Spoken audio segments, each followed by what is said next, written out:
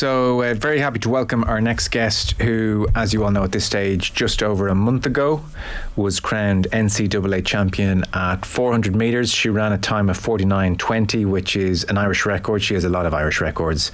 But also 49.20 would have won her a silver medal in the Olympic final just gone, or a gold at Beijing. So a real world-class time.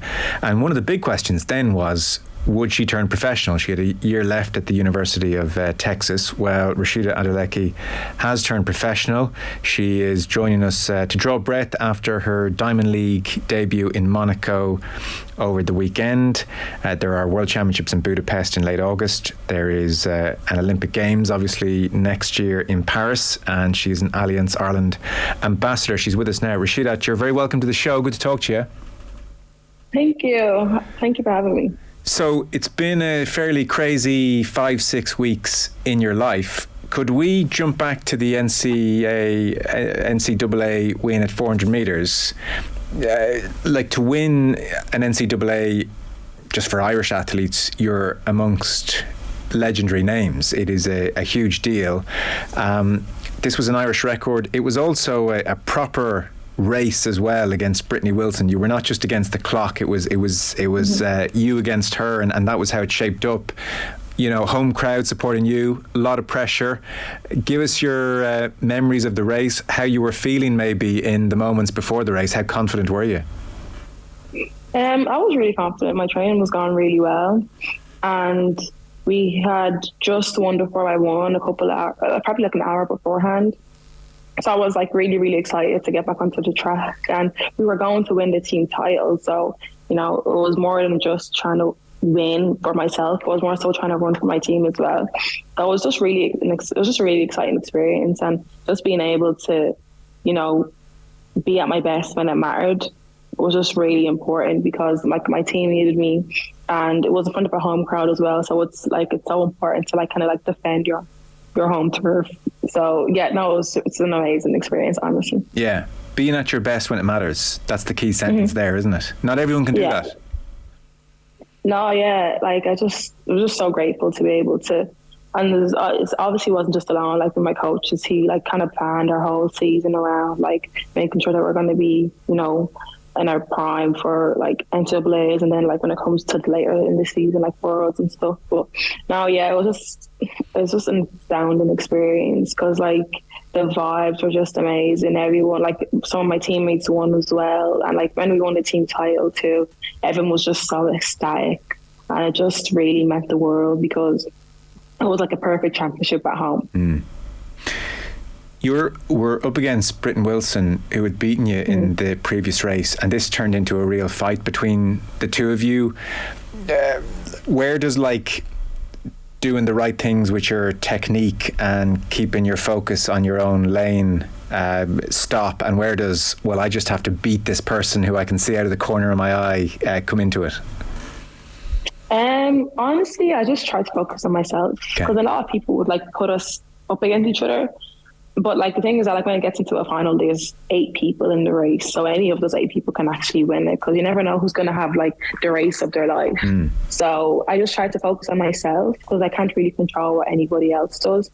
And when it came down to it, it really was me and her on the home straight, and I just really just dug deep and was able to, you know, get the win. Yeah. I presume you have to stay pretty calm in that kind of moment as well, because easy to lose composure when you realise, oh God, here we are in the home straight. It's just the two of us. Yeah.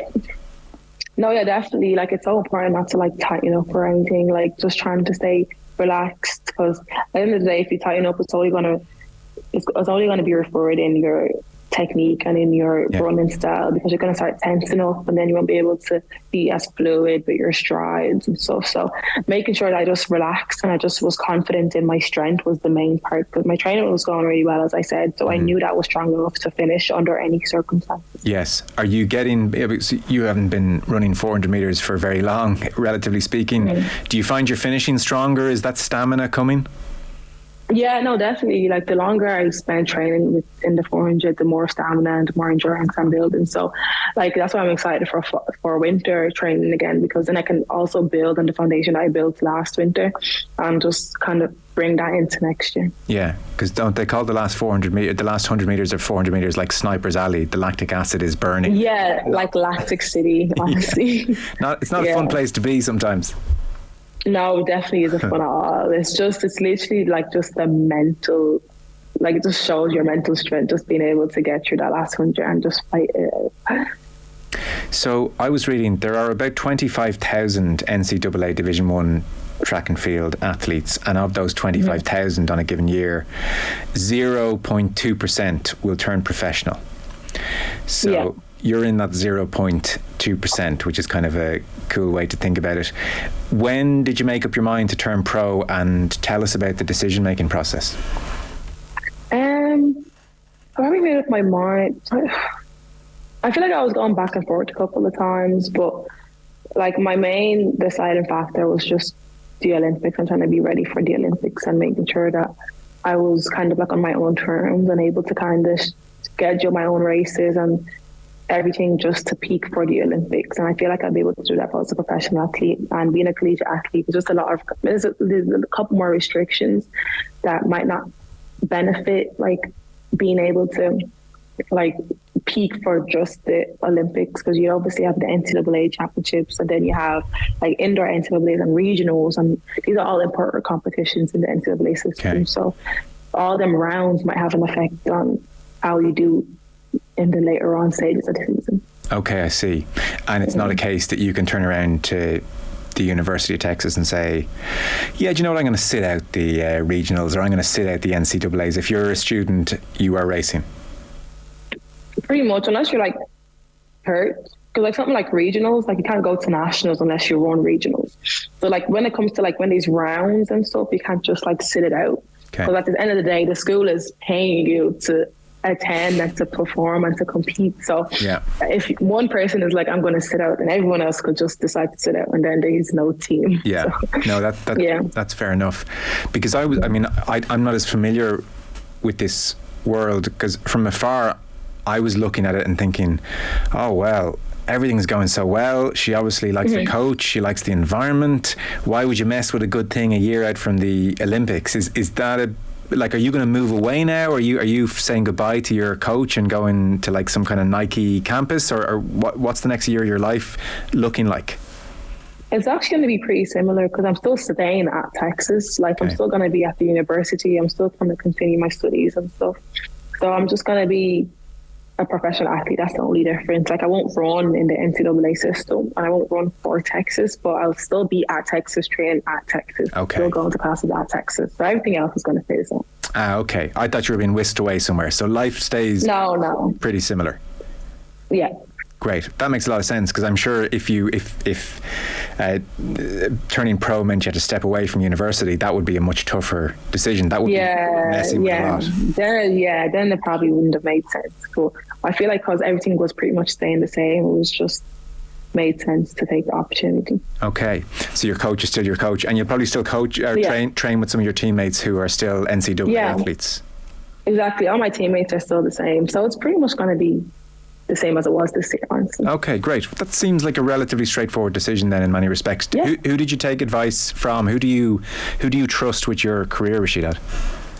I was talking to like my mom, some of my friends, and some of my teammates who had to make the decision as well, like, and what they went off. And I feel like everyone has different circumstances. So, you know, and what might make sense to me might not make sense for another person. So I really just have to go with my gut as well, because everyone has like certain advice they give, but no one is actually necessarily in my shoes. So I feel like it definitely depended on just how I felt. Yes, I presume some athletes may like to race a lot, and others, for instance, might prefer training and race occasionally. Yeah, exactly. Which bracket are you in? How does the next year of your life look? Will we be seeing you racing a whole bunch, or similar to what you've been doing at NCAA level, or what's your thinking on that front? I probably won't race as much, but I would still race in like high quality races, because I'm so used to the collegiate system that I can't like suddenly go from racing like every 2 weeks to racing like once a month. So I'll definitely need to like kind of stay in the same type of routine, but maybe just like gear them more towards like the later stages of the season instead of like a lot of indoor races. I saw on your debut as a professional, you raced in Hungary at 200 meters. So are we keeping 200 meters very much in your back pocket? Is that an event you'd like to be doing for the next cycle?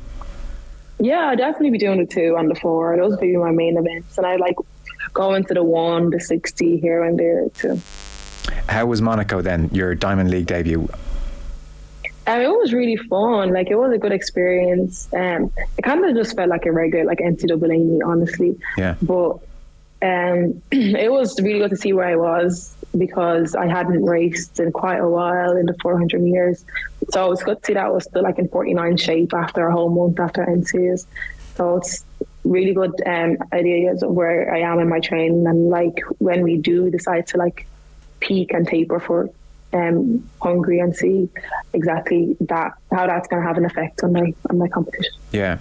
Is it pretty much a fairly reliable science when it comes to peaking? Like, do you and your coach know we've got a race in August, World Championships? You would have a pretty good idea of how to peak for that. That's not something that's guesswork at this stage, I presume. Yeah, like Flo is really knowledgeable in the whole aspect of athletics. So he knows exactly what he's doing when he like tells us what workouts to do to help us peak for a certain competition. So like anything that he says, I just completely trust and I just go with. Yeah. I'm wary of even saying this to you, because what the hell do I know about running or racing? And listen to your coach, of course, but I don't know, I presume someone may have mentioned it to you already. Did you see Michael Johnson's tweet about your race in Albuquerque in March?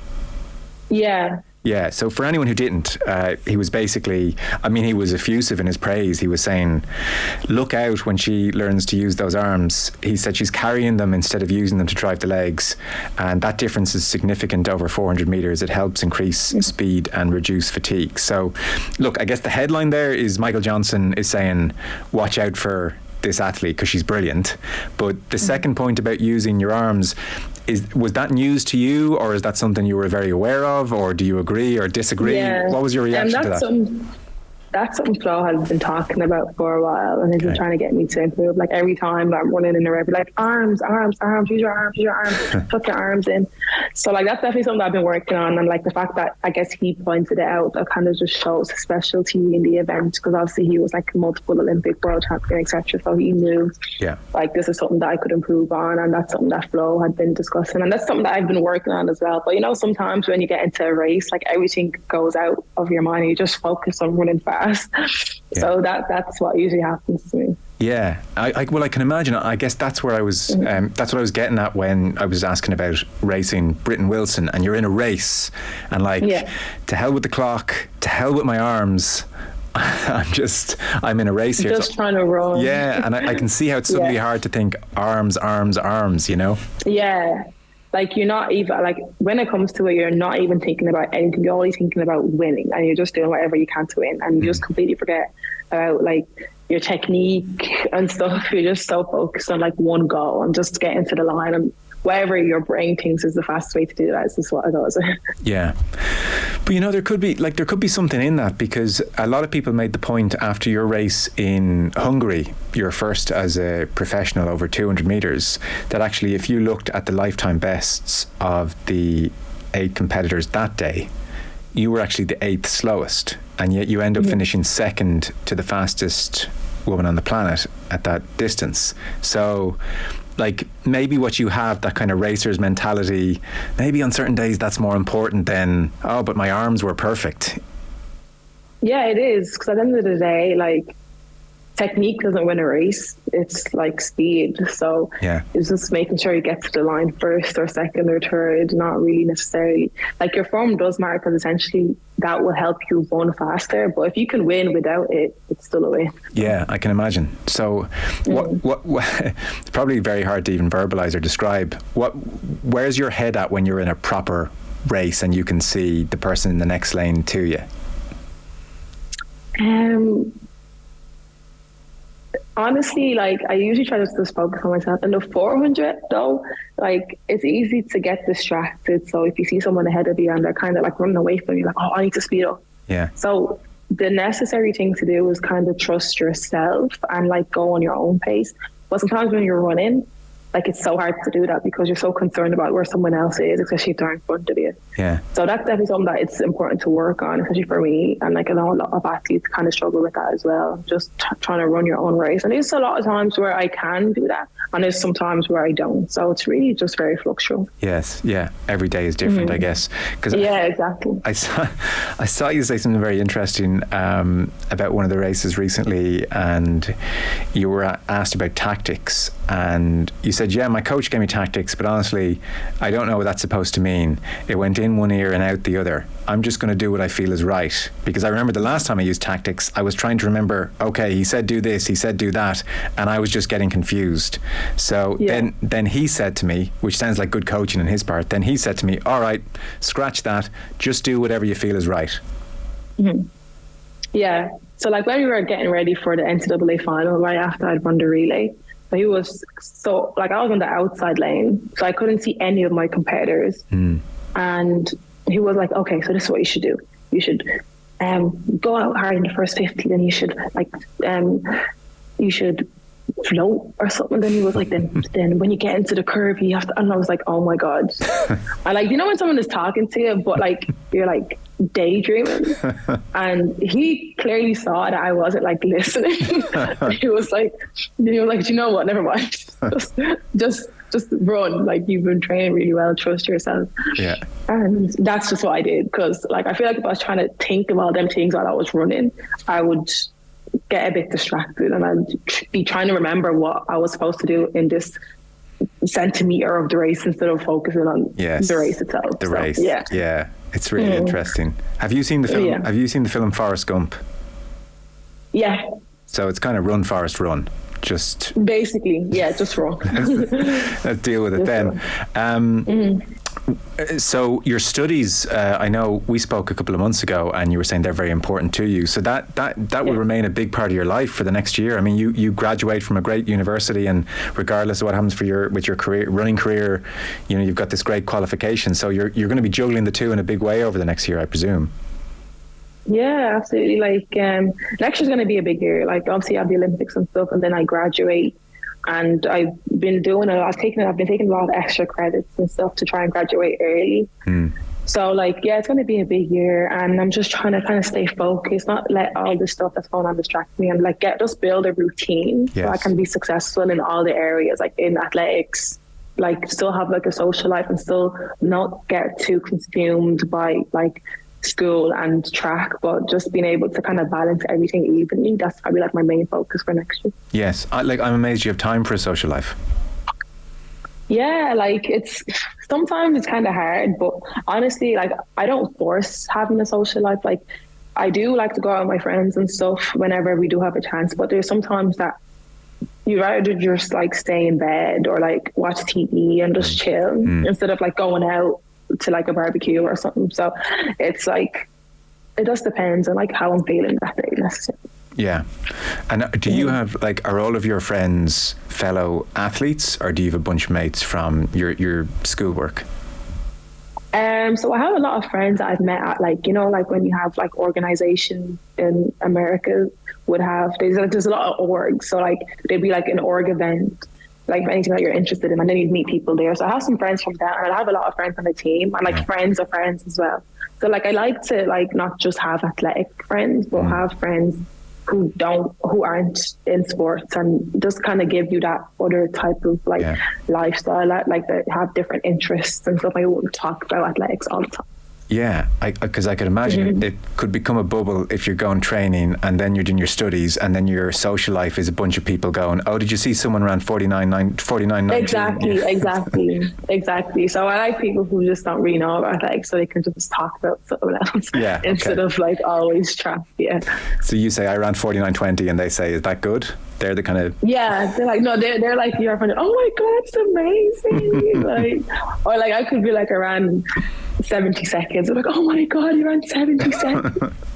Well, look, yeah, most of us couldn't run 400 meters, I think, on a full stop. So, what are you going to do when you graduate? Like, are you going to hang around in Texas and keep your coach forevermore? Or I know I'm asking you about like life in the distant future here, but yeah, what is, like, you know, all those years when you shake hands at college and say thanks a million, that was great. Where do you go? Who gives you the right advice? Like, how does that world work? I don't know, honestly. Like, there's loads of options. Like, I could really be coached anywhere. I could be coached with my coach still, or I could go to, I know the Netherlands has a good coach in the UK, Ireland, anywhere really. But it really just depends on where I am this time next year and what I feel is right. Everything is, my setup is good now and it's working. Yeah. But next year I'll be a full-time professional athlete.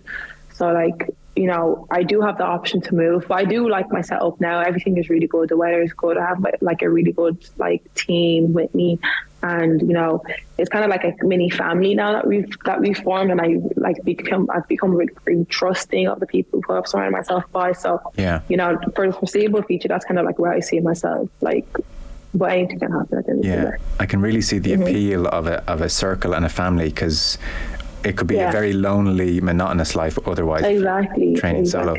I don't know. Because there's a lot of. Oh, sorry. No, go ahead. There's a lot of like international students there as well. So like we kind of like just took upon ourselves to kind of just like create that kind of like family environment. Do you know what I mean? Like, so we all like have each other's backs, and we all kind of have the same like story. Like, you know, we've came from far, and like now this is our new home. So like having stuff like that is really important. Yeah. I don't know if you've been talking to family here over the last couple of weeks, Rhasidat, but weather for July, not been good. I know, I've been hearing a lot. I've constantly been saying, I've been seeing a lot of talk about people who've been booking like venues for a summer wedding, and you know the way it's more expensive to like have a summer wedding in July, and then like the weather is just terrible. Like, no, that's definitely something I've been hearing about lately. Yeah, it's been full on. So just you think about that next year when you're deciding where to train. Yeah, well, it's 40 degrees in Texas, so. Oh, wow. Okay. Yeah, so it's really, we go to the track at 9 a.m. to try beat the sun. You're never beating the sun, honestly, because it's just always so hot. And when you're doing like a crazy session, like 600s or 500s, and it's in 40-degree heat, it's just unbearable. I can imagine. Yeah. So we'll worry about the Olympics when they're on the horizon. In the meantime, I guess the World Championships in late August, that is the big red circle in your calendar. What's a good achievement for you at those games in Budapest? Because I do feel there is now such not pressure, because it's a nicer word than pressure, but there's such hope and expectation and excitement obviously about what you've achieved already, and I'd be kind of worried from afar that we might be expecting too much from you. Like, we have to be fair, you're 20 years of age and you've just turned professional. So for you, what would you be happy with, Rhasidat, in Budapest? Just to make the final and see what happens from there. Like, I feel like I can definitely get a medal based on, you know, the form I've showed and like my training and stuff. But honestly, like, it all depends on how I feel on the day. So I like always, every time I go out to any championship, I always try my best. I always give my best, and I can usually perform at a high level. And that's just what I'm gonna go for this year again. Yeah, as you said, it's on the day. Would you have a good sense most of the time on the starting line if you're about to run a good race? No.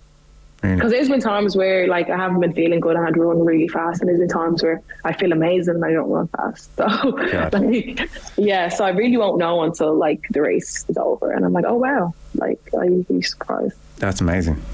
Well, listen, I know you're busy and you're talking to lots of people, so your time is precious. We'll let you go. Just to say congrats on turning professional. It's an amazingly cool thing to be able to do, and best of luck with all the races in the next while.